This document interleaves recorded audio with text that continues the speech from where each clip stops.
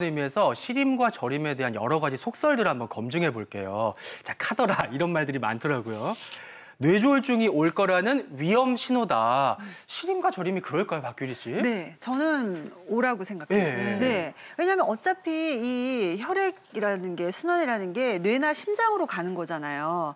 그러다 보니까 언젠가는 이게 잘못되면 뇌졸중이 걸릴 수 있을 것 같은 저는 그런 생각이 들거든요. 네. 김 교수님 정답은 네. O인가요, X인가요? 정답은 X입니다. 그렇지만 X예요? 놀라셨어요. 가끔은 이렇게 변합니다. 네. 가끔은 네, 어, 그래서 그럴 수도 있고. 정답은 이거지만 아주 중요한 이야기를 해주셨어요. 네. 모든 시림과 저림이 뇌졸중에 의한 것은 아닙니다. 앞에서 이야기 주셨듯이 근육이라든지 신경 또는 말초 순환 장애에 의한 이 시림과 저림은 뇌혈관 질환과 아무런 상관이 없습니다. 그렇지만 이러한 시림과 저림이 고혈압, 당뇨, 흡연, 심장병과 같은 뇌혈관 질환의 위험 인자를 가진 분들에게 나타난다면 한 번쯤은 뇌혈관 질환을 생각을 해봐야지 되죠. 특히 이때의 증상은 시리고 저린 것보다는 감각이 무뎌졌다든지 또는 마비와 함께 나타나는 경우가 있습니다.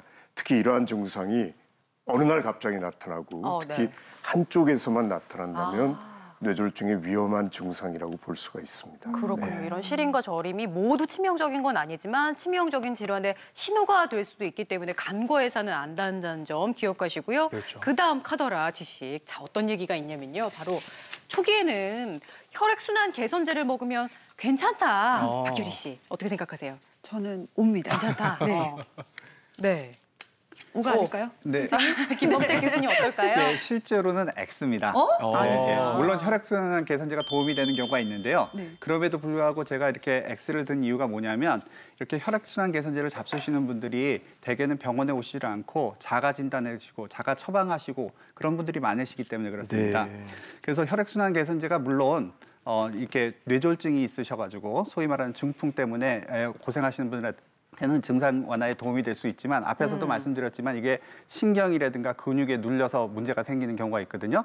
이런 경우는 혈액순환 개선제만 잡수시고 그대로 내버려 두시게 되면 오히려 문제가 되실 수가 있습니다. 그렇기 때문에 설사 중풍이 있다고 하더라도 혈액순환 개선제가 이게 만병통치약이나 치료제가 아닙니다. 혈액순환을 일시적으로 개선시켜주고 완화주는 약이기 때문에 정확하게 원인을 찾으셔서 그 원인에 맞는 치료를 하시는 것이 중요하겠습니다.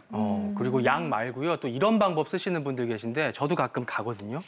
사우나나 찜질방으로 혈액순환을 도와주면 도움이 될 거다. 박규리 씨 어떻게 생각하세요? 이거는 뭐 확실합니다. 이것도 O죠. 네, O 아닌가요? 뜨끈하게 좀 지져주면. 왜냐하면 이렇게 따뜻하면 혈관이 확장이 되잖아요. 네. 그러면 이렇게 널찍해져가지고 혈관이 피가 숨풍숨풍 왔다 갔다 하면서 혈액순환이 잘 될 것 같거든요. 왠지 그럴 것 같은데. 아니에요? 네.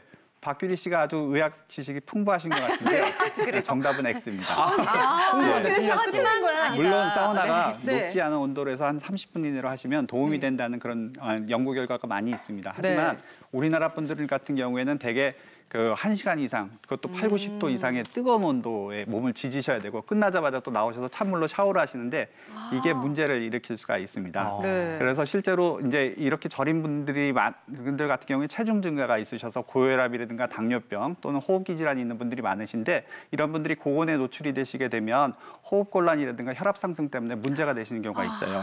또 당뇨병이 있는 분들 같은 경우에는 인슐린 흡수가 굉장히 빨라지기 때문에 저혈당이 오실 수가 있습니다. 그래서 인슐린 주사를 맞으셨다 그러면은 뜨거운 사우나라든가 아니면 목욕, 그다음에 또 찜질방 같은 것들을 좀 삼가하시는 게 좋겠고요. 네. 또 음주를 하신 다음에 또 찜질방 가시거나 아니면 사우나 가시는 분들이 많으신데 이런 경우는 이 부정맥을 일으켜서 갑자기 돌아가시는 경우도 있습니다. 큰일 나네. 네, 그래서 또 심장병이 있으시다거나 또 심근경색이나 협심증 같은 것들은 관상동맥이 있는 분들은 좀 이런 것들은 삼가하시는 게 좋겠습니다. 그렇군요. 기저질환 있으신 분들은 고온에 오래 노출되는 거 좀 조심하셔야 될 것 네. 같고요. 마지막 이야기는 바로 이거예요. 하반신 저림보다 상반신 저림이 더 위험하다. 박규리 씨 어떻게 생각하세요? 아니 왜 다 O? 아니 다 O 맞는 것 아니에요? 같죠? 아니, 사실 심장이 상반신에 있잖아요. 그렇지, 그렇죠. 그렇죠. 네. 그러다 보니까 하반신보다는 상반신이 저리면 더 위험할 것 같은데. 더 위험할 것 이건 같아요. 맞을 것 같다. 김학선 이거는 진짜 교수님. 맞을 것 같습니다, 선생님. OX 정답 뭘까요? 정말 고민스럽습니다. 그러나 죄송한데 죄송한데. X입니다. 이렇게 X를. 아니다. 네. 예, 이게 저림 증상이 상지에 있나 하지에 있나 심장하고 얼마큼 가깝나 뇌하고 얼마큼 가깝냐가 위험한 정도가 표시한 게 아니고요. 네. 원인이 중요합니다. 원인이 혈관이 막혀서 그랬는지 아니면 신경이 막혀서 그랬는지 아니면 근육이 필요해서 그랬는지에 따라서 원인에 따라서 위험도가 증가합니다. 만약 혈관이 막혔다 그러면 시급한 위험성이 있는 거고요. 네. 신경이 막혔다면 좀 덜 시간은 있겠죠. 근데 근육이 필요해서 저린다. 그러면 상당히 여유가 있겠죠. 원인에 따라서 시급도와 위험성이 결정됩니다.